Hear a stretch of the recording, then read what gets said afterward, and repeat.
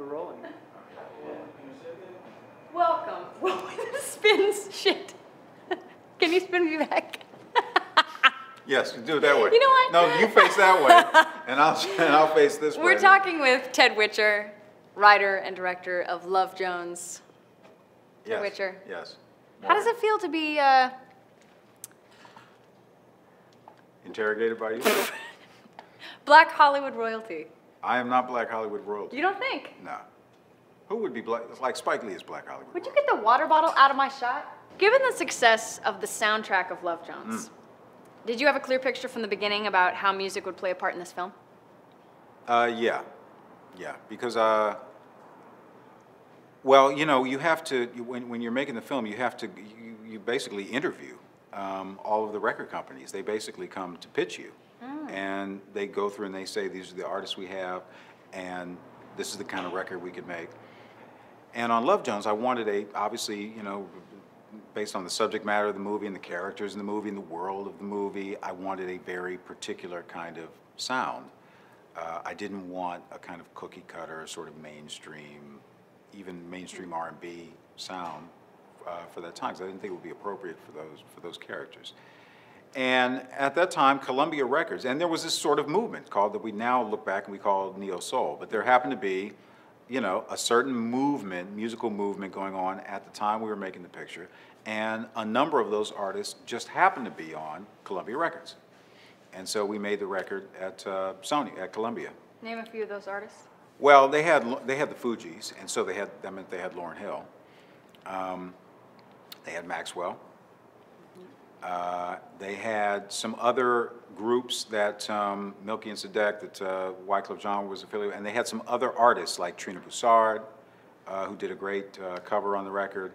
And because it was Sony, they also owned the masters already to the Lincoln Center Jazz Orchestra. They owned the masters to that Duke Ellington-John Coltrane collaboration, In a Sentimental Mood. And so that was an easy fit for the record. And then we kind of grabbed some other things to go along with it. Cassandra Wilson, obviously, we came in, I think she was on Blue Note at the time. She came in and gave us a track. And who else was it? It was the other big one that I wanted to mention. Hopeless. Right, there was Dion Ferris was on the label as well. That's who I had forgotten to mention. And that was a big thing for us to have that as well. Yeah. Yeah, and then we grabbed, and at the last minute we were able to grab Michelle and Deguicello had done a duet with Marcus Miller that we were able to grab and put in the movie and on the record as well. So it just so happened that we were at a company, we could kind of build this kind of thing in this particular style, in this particular sound. Because the soundtrack was so successful, I mean, how does that, when the movie was out and the movie became, you know, such a classic and people connected to it so much, did it make you feel like you knew something, you had an insight to the music business after that experience? Yeah, I had an insight into the music business. And my insight is I never want to be in the music business again because the music business is very challenging. The music business makes the movie business look like, you know, going to the corner store to get some tomato sauce. Yeah, so it's very challenging, very difficult. But I feel like my takeaway from it is that I got really, really lucky. I just happened to be at the right time, at the right company, with the right group of artists who got exactly what we were trying to do. I mean, we sent the movie to Lauren because I wanted a Lauren solo track. Yeah. And well, you knew she was going to be huge. Of course. I mean, she actually almost wound up in the movie. It was a scheduling thing because the Fugees, that record, the score was blowing up consistently week after week, and the Fugees' touring schedule prevented her from actually getting to Chicago to be in the movie. Perhaps you saw Sister Act 2.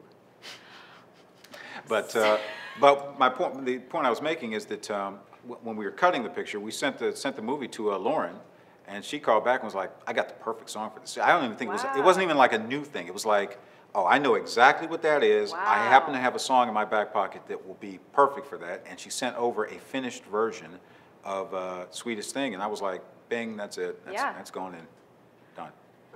So Love Jones 2, I will be in the soundtrack, is what we're getting at. There is not at this moment going to be a Love Jones 2, but if there were, you would be on the soundtrack. Okay, let me ask you this. Oh, and Yes. and you know why you'd be on the soundtrack? Why? Because apparently you're the only person who can get a hold of Prince. Ha! Because I tried to get Prince. I cut a scene in the movie. It will go there. I won't mention. I cut a scene in the movie. Oh, right. To a Prince song, and so comes down the road. We try to get the clearance, and won't give it. Can't nobody? Can nobody get a clearance Can't nobody from get a hold of Prince? it? Can't nobody get a hold of it?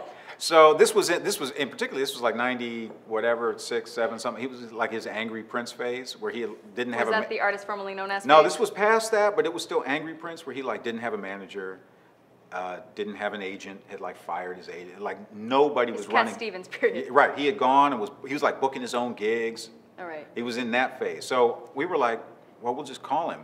And we'd send a fax and call us off, and then nobody would answer, nobody called us back. I'm like, we need a clearance for this song. So Oh in the end, it wasn't a no. We never got a hold of him to even ask. That's just it. It's the red tape. Right.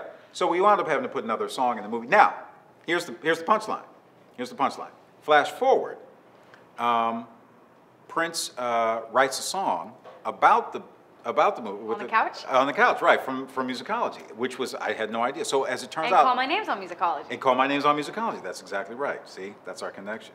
But Prince, and so years later, I ran into Prince, and he was like, oh, he loved the movie. So I'm grateful that he liked the movie. Well, that's great. I'm slightly disappointed still that I didn't have a Prince song in the movie.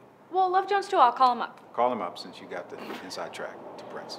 Love Jones was one of the first movies that just depicted, a black couple, and it didn't have anything to do with hip hop or drugs or the street or anything like that. It depicted that, an intellectual black couple, a romantic movie with African American people in it.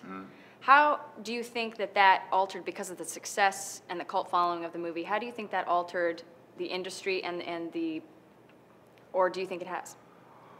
Oh, I think it had a little bit of influence. I'm not the guy to sort of overstate that kind of thing. But I know some other filmmakers who regard the movie very well and who called me and said very nice things and sort of maybe took this or that or were inspired to come up with something, for their own pictures. And for that, I'm very grateful. But I'm not the person to sit and say that the movie was tremendously influential or changed anything. It's a movie that people liked and other filmmakers liked, and over time it has built an audience of people who really enjoy the picture, and that's good. Do you feel like there are other movies like that where race is not the subject matter? Yeah, well, I will say that. After, as we got later into the 90s, and then it became, then that concern started to become not really the concern not really the subject matter of black movies. We moved on into some other stuff, which is cool, because do we really want to be talking about white people all the time? How did the movies of your youth that you grew up with shape what you wanted to make? Was it as influential as the music Hendrix listened to that ultimately led Hendrix to be who he was? Well, I don't know that I really was able to, because it was really it was my first picture, so I don't really know that I even had enough technical command to be able to express the influences that I had to their maximum potential.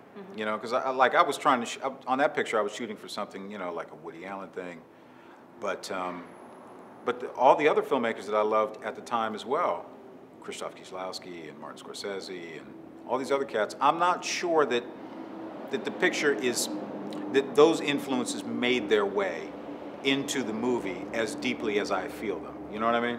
Well, I think sometimes, playing on what you just said, people always ask about influences, but you don't know, it's a collective consciousness thing. Like, you may like something, it doesn't mean you're going to hit it. It doesn't mean you're going to be able to achieve it. Right, sure. And That's it also, exactly right. you may look back and say, oh, I must have been influenced by this. That's exactly right. Because I look at myself, I look at my work, I must have been influenced by X, Y, or Z. That's exactly right.